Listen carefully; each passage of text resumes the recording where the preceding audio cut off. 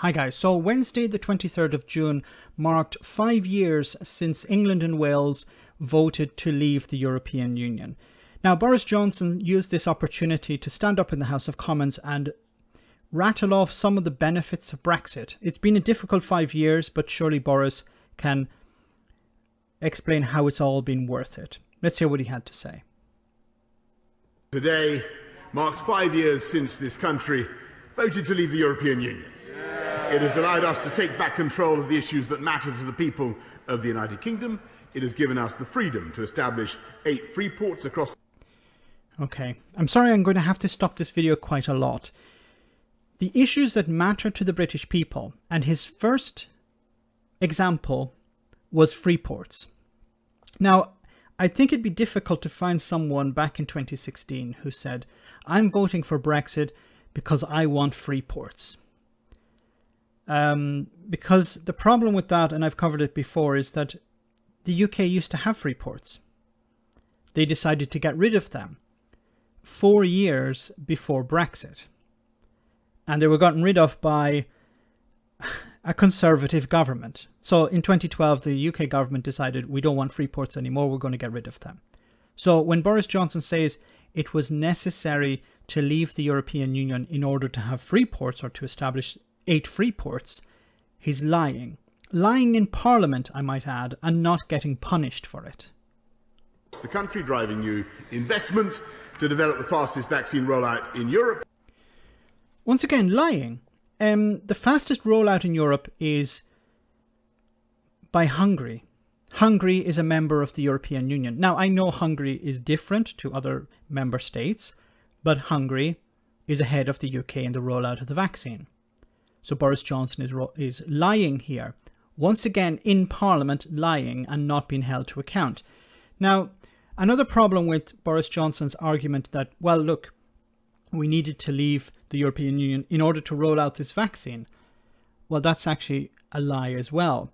This is Dr. June Rain, who is the head of the regulatory authority when it comes to medicines in the UK. This is her speaking back in December last year. We have been able to authorise the supply of this vaccine using provisions under European law which exist until the 1st of January.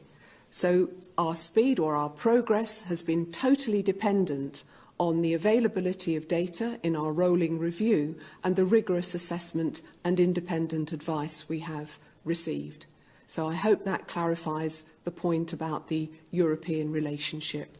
Yes, it does clarify the point, June. Thank you very much for saying that. To protect and invest in jobs and renewal across every part of the UK. There have been numerous reports about how jobs are going overseas, how investment is going overseas, how businesses in the UK have been advised by government departments to set up abroad. If you want to export into the EU, just set up an office in France, the Netherlands, Germany, wherever you want to export to. So when Boris Johnson talks about investment and jobs, yes, Brexit has created a huge amount of investment in Europe and a huge number of jobs in European countries. So Brexit, yes, is definitely benefiting someone. It's just not the British people. To control our immigration system. Okay, so when it comes to immigration, this of course is another lie. It was never a requirement of leaving the European Union in order to control immigration. But even if you don't believe me on that, look at what happened last year. During the pandemic, the European Union allowed member states to impose border restrictions. Even members of Schengen, so countries that are part of Schengen, were allowed by the European Union to impose restrictions. So if you were able to do it as a member of the European Union, it was not necessary to leave the European Union to impose immigration controls. So once again, Boris Johnson is lying in Parliament. And to sign a historic trade deal with Australia. Well, actually, maybe he's telling the truth here. An historic trade deal with Australia. Yes, it's historic, all right. He didn't say it's beneficial, although he could say it's beneficial, but once again, not for Britain. It's beneficial to Australia. So the farmers are being thrown under a bus, and low quality hormone treated beef is going to be imported into the UK. Now, I know some people have disagreed with me on that and said, no, that's not guaranteed. There was the option to ban this as part of trade deals, and Liz Truss and Boris Johnson and others in the Conservative Party voted against that. So they will say we're not going to import hormone-treated beef. But when it's actually about putting it into legislation, they vote against it. So what does that tell you? Will allow us to shape a better future for our people. Mr. Speaker, over 5.6 million EU citizens have already applied to our EU settlement scheme, and I would encourage anyone who may still be eligible to apply ahead of the deadline next week.